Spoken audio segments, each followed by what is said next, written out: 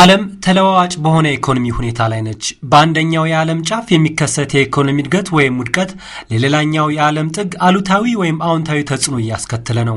ተለዋዋጭ የሆነው ይህን የዓለም ኢኮኖሚ ተከትሎም በበለጸገው ዓለም የሚገኙ አንዳንድ ኢንዱስትሪዎች አመቺ የሥራ ሁኔታ፣ ርካሽ ጉልበት ፍለጋን ወደ ሁለተኛና ሶስተኛ ዓለም መጉረፍ ቀጥለዋል።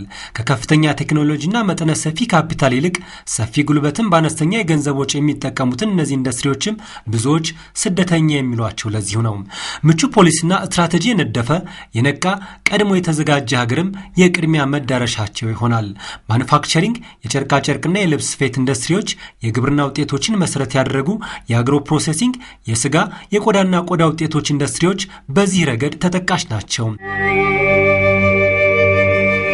የኤሲያ ታይገርስ በሚል መጠሪያ የሚታወቁት ሀገራትም ባለፉት 2 አስርተ ዓመታት ላስመዘገቡት ፈጣንና ተከታታይ ኢኮኖሚ እድገትም እነዚህ የኢንዱስትሪ ዘርፎች ዋነኛ ምክንያቶች ነበሩ። ኢትዮጵያም የጉልበት ዋጋ ውድነት እየገፋቸው ስትራቴጂካዊ ቦታ ፍለጋ ወደ ሶስተኛው ዓለም ሀገራት ለመግባት እየተንደረደሩ ላሉ ኢንዱስትሪዎች መዳረሻ ለመሆን ዝግጅት ከጀመረች ቆይታለች። የኢፌዴሪ መንግስት ለውጭ ቀጥተኛ ኢንቨስትመንት አመቺ የሆነ ፖሊሲና ስትራቴጂ ከመንደፍ ጀምሮ መሬት በማዘጋጀት ልዩ ልዩ የማትጊያ ስትራቴጂን በመንደፍ ዘርፉን ለማሳደግ ጥረት እያደረገም ይገኛል። በዘርፉ እየተሰማሩ ያሉ የውጭ ባለሀብቶችም ከጊዜ ወደ ጊዜ እየጨመረ የመጣበት ሁኔታ ነው ያለው። የዚህ ዋነኛ ሚስጥሩ መንግስት የፈጠራቸው ምቹ የሆኑ የኢንቨስትመንት ከባቢያዊ ሁኔታዎች ናቸው። ከነኚህ ምቹ የኢንቨስትመንት ከባቢያዊ ሁኔታዎች መካከል አንዱ በየጊዜው እየከለስን የመጣ ነው የኢንቨስትመንት አዋጃችን አለ። በኢንቨስትመንት ኤጀንሲ ውስጥ የአንድ ማዕከል አገልግሎት መስጠት የጀመርንበት ደረጃ ላይ ነው ያለ ነው። ከዛ ባሻገር ደግሞ በሌሎች የልማት ዘርፎች ከተሰማሩ ባለሀብቶች በተለየ መልኩ ይህ እሴት የሚጨምረው በማኑፋክቸሪንግ ኢንዱስትሪ የተሰማራው ባለሀብት የተለየ ድጋፍና አገልግሎት እንዲያገኝ የሚያስችለው አሰራርን እየዘረጋን ያለንበት ሁኔታ ነው ያለው። በተለይ በያዝነው በጀት ዓመት ኤክስፖርት የህልውናችን ጉዳይ ነው፣ ሁለንተናዊ የሆነ ድጋፍ ለማኑፋክቸሪንግ የሚል መልእክት ይዘን ነው በሁሉም ዘርፍ እየተንቀሳቀስን ያለ ነው። ዘርፉን የበለጠ ለማሳደግም ከቅርብ ጊዜ ወዲህ መንግስት በክልል ደረጃ መሬት ከማዘጋጀት በተጨማሪ በፌደራል ደረጃ ልዩ የኢንዱስትሪ ዞኖችን እያዘጋጀ ይገኛል። ለዚህም የኢንዱስትሪ ሚኒስቴር ከ4 ከተሞች መሬት ተረክቧል። ተግባራዊ እንቅስቃሴም ውስጥ ይገኛል። አዲስ አበባ፣ ድሬዳዋ፣ ሐዋሳ፣ ኮምቦልቻ ከተሞች በፌደራል ደረጃ በቀጣይ ልዩ የኢንዱስትሪና ኢኮኖሚ ዞኖች የመሆን አቅም አላቸው ተብለው የተለዩ ከተሞች ናቸው። ከአዲስ አበባ ከተማ አስተዳደር የኢንዱስትሪ ሚኒስቴር ባለፈው ዓመት የተረከበው የቦሌ ለሚ የኢንዱስትሪ ዞን በተሻለ የግንባታ ሂደት ላይ ይገኛል። ለልማት ከተለየው 342 ሄክታር መሬት ውስጥ በ156 ሄክታር መሬት ላይ ግንባታ እየተካሄደ ነው። የመንገድ፣ የኃይል፣ የውሃና የቴሌኮሙኒኬሽን አገልግሎት በኢንዱስትሪ መንደሩ ሙሉ ለሙሉ ለማስገባት ከፍተኛ ርብርብ እየተደረገ ይገኛል። ይህ የኢንዱስትሪ ዞን አሁን በደረስንበት ደረጃ ወደ 96% የሚሆነው ግንባታ ተጠናቋል። የመሬት ምንጣፍ የመዘርጋት ስራ ብቻ ነው የቀረው። ይህ የኢንዱስትሪ ዞን ከመጠናቀቁ አስቀድመው ነው በርካታ በዓለማችን ግዙፍ ሊባሉ የሚችሉ ኩባንያዎች ጭምር መጥተው ጥያቄ ያመለከቱት።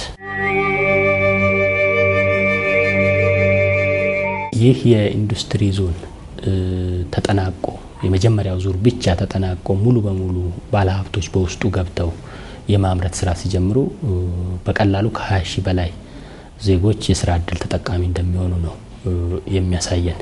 በኮምቦልቻ ከተማ የከተማው አስተዳደር ለኢንዱስትሪ ሚኒስቴር ካስተላለፈው 1123 ሄክታር መሬት ውስጥ በ100 ሄክታር መሬቱ ላይ ልማት ለማካሄድ ዝግጅት እየተደረገ ነው።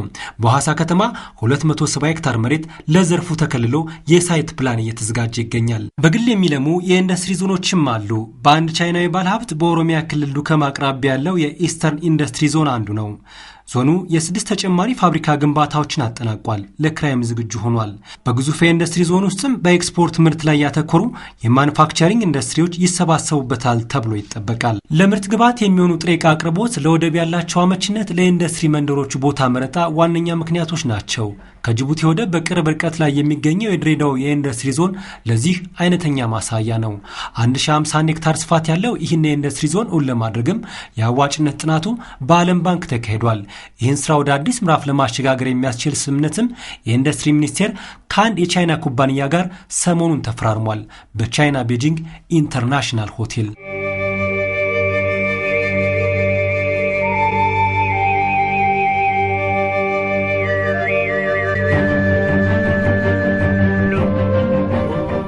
ቻይና የ30 ዓመት የኢንዱስትሪ ዞን ግንባታ ልምድ አላት። በእነዚህ ዓመታት ታዲያ ሀገሪቱ በመቶዎች የሚቆጠሩ የኢንዱስትሪ ዞኖችን ገንብታለች። በቻይና የ30 ዓመት የኢንዱስትሪ ዞን ግንባታ ሂደት ከኢትዮጵያ መንግስት ጋር የተፈራረመው የሀገሪቱ የኢንዱስትሪ ዞኖች ልማት ማህበር ከፍተኛ ሚና ነበረው። ባለፉት 30 ዓመታትም ከ150 በላይ የኢንዱስትሪ ዞኖችን ገንብቷል፣ አስገንብቷል።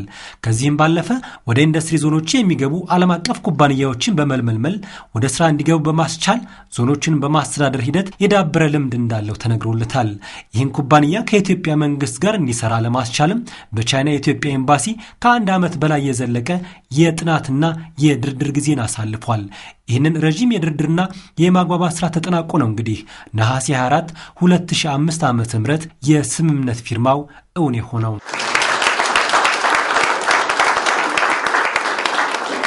ጥናቱ ስምምነት ዛሬ ተፈረመ እንጂ ስራው ቢያንስ ባለፉት 2 ወራት ጊዜ ውስጥ ዶክመንት በማሰባሰብ መረጃ በማሰባሰብ ሰዎቹ ወደ ስራ ውስጥ የገቡበት ሁኔታ ነው የሚታየው። ወደዚህ ስራ የገቡበት አንድም እዚህ ባለው በአምባሳደራችን ክቡር አምባሳደር ስዩም ጥንካሬና አሳማኝነት ነው። በስምምነቱ መሰረት ኩባንያው በድሬዳዋ ለሚገኘው የኢንዱስትሪ ዞን ማስተር ፕላን ያዘጋጃል፣ የስፔሻል ጥናትም ያጠናቅራል። ከግንባታ በፊትና ከግንባታ በኋላም ዓለም አቀፍ ኩባንያዎችን ለመሳብ ከኢንዱስትሪ ሚኒስቴር ጋር በቅርበት ይሰራል። በፊርማ ስነ ስርዓቱ ላይ የቻይና የኢንዱስትሪ ዞን ልማት ማህበር ፕሬዝዳንት ሚስተር ሹዣን ስትራቴጂካዊ ቦታ ላይ ያለችው ኢትዮጵያ የውጭ ቀጥተኛ ኢንቨስትመንት ለመሳብና ዓለም አቀፋዊ ኢንዱስትሪዎችን መዳረሻ ለመሆን እያደረገች ያለው ጥረት የሚደነቅ ብለውታል። ኩባንያው ከኢትዮጵያ መንግስት ጋር ያደረገው ስምምነትም በዘርፉ ያለውን ልምድ ለማካፈልና የኢትዮ ቻይና ወዳጅነት የበለጠ ለማጠናከር እንደሚረዳ ገልጸዋል። የቻይና የኢንዱስትሪ ዞን ልማት ማህበር በኢንዱስትሪ ዞኖች ግንባታና አስተዳደር ያለውን የረጅም ጊዜ ልምድ ለኢትዮጵያ ለማካፈል ዝግጁ ነው። ስራውንም በፍጥነት በጥራትና በመቀራረብ ስሜት በመስራት ኢትዮጵያ የጀመረችውን የኢኮኖሚ እድገት ለማገዝ ዝግጁ ነው።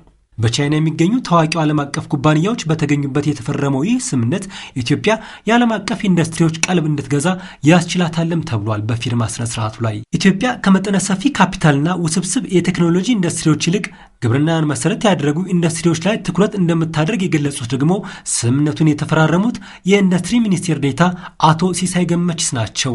ከፍተኛ የስራ ሂደት በድሬዳዋ የኢንዱስትሪ ዞን መገንባት ነው ያሉት አቶ ሲሳይ ከዲዛይን ታልፎ በአጭር ጊዜ ውስጥ ወደ ግንባታ ሂደት ለመግባትም በመንግስት በኩል ቁርጠኝነቱ እንዳለ አረጋግጠዋል።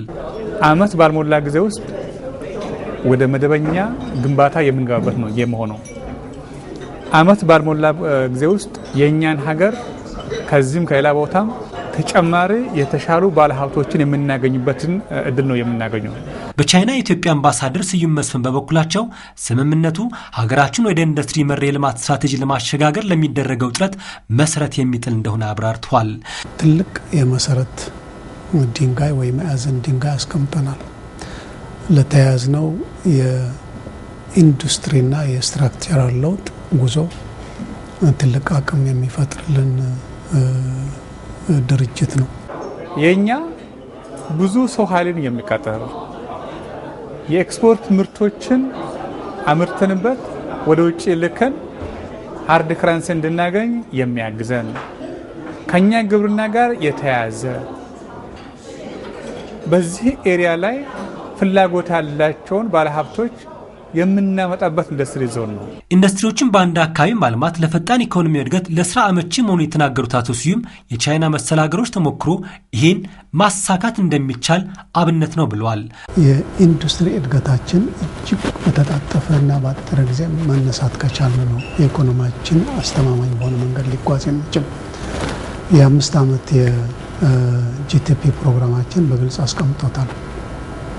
ስለዚህ ይሄ የልዩ የኢኮኖሚ ዞኖች፣ የልማት ዞኖች፣ የኢንዱስትሪ ዞኖች፣ የኢንዱስትሪ ቀጠና፣ ፓርክ ያልን መንደር ያልን ጠራቸው ኢንዱስትሪዎች እጅብ ብለው ተሰባስበው እርስ በራሳቸው ተደጋግፈው የሚሄድበት ሁኔታ መፍጠር ይኖርብናል። እናም ይህ የተፈረመው ስምምነት በሌሎች አካባቢዎች ለሚገነቡ የኢንዱስትሪ ዞኖች ሞዴል ይሆናል ያሉት አምባሳደር ስዩም መስፍን የፊርማ ስነ ስርዓቱንም የረጅም ርቀት ጉዞ ጅማሬ ብለውታል።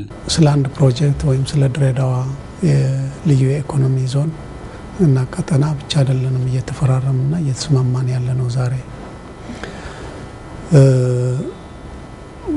በአጠቃላይ ስለ የኢትዮጵያ አስተማማኝ የኢንዱስትሪ ጉዞ እንዴት መሆን አለበት ብለው አብረውን የሚጓዙ ለሚቀጥሉት 10፣ 20፣ 30 ዓመታት አብረውን የሚሰሩት ናቸው። ስለዚህ የሩቅ መንገድ ጉዞን ጀምረናል። በኢትዮጵያ መንግስት በኩል ዝግጁነት አለ። በሚገነቡት የኢንዱስትሪ ዞኖች ከውጭ ኩባንያዎች ይልቅ የሀገር ውስጥ ባለሀብቶች እንዲሳተፉ ይፈልጋል ያሉት የኢንዱስትሪ ሚኒስትር ዴኤታ አቶ ሲሳይ ገመችስ ኢትዮጵያን ባለሀብቶች ከወዲሁ ራሳቸውን እንዲያዘጋጁ ማሳስበዋል። እኛ በመናስበው ዶሜስቲክ ፕራይቬት ሴክተር ትራንስፎርሜሽን ላይ የሀገራችን ባለሀብቶች ከዳር እስከ ዳር ተንቀሳቅሰው ከምናለማው ኢንዱስትሪ ዞን ውስጥ ከኛ ጎን በመቆም ወደዛ ገብቶ እንዲሰሩ እንፈልጋለን።